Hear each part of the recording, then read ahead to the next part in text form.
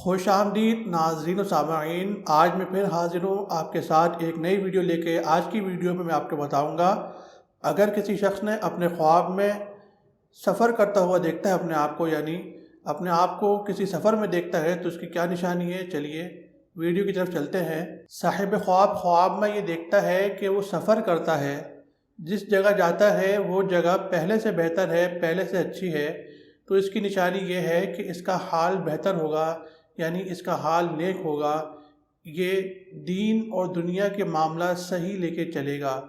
اور اس کے خلاف دیکھتا ہے تو اس کی تعبیر بھی خلاف ہے، مطلب یہ کہ اس کا حال نیک نہیں ہوگا۔ اور خواب میں دیکھتا ہے کہ اس نے سفر کیا ہے، ایسی جگہ کا سفر کیا ہے جہاں کا اس کو نہیں معلوم، یعنی نامعلوم جگہ پر اس نے سفر کیا ہے، تو اس کی نشانی یہ ہے کہ اپنے اہل و عیال سے یہ جدا ہوگا یا اپنی جگہ سے یہ نقل مکانی کرے گا۔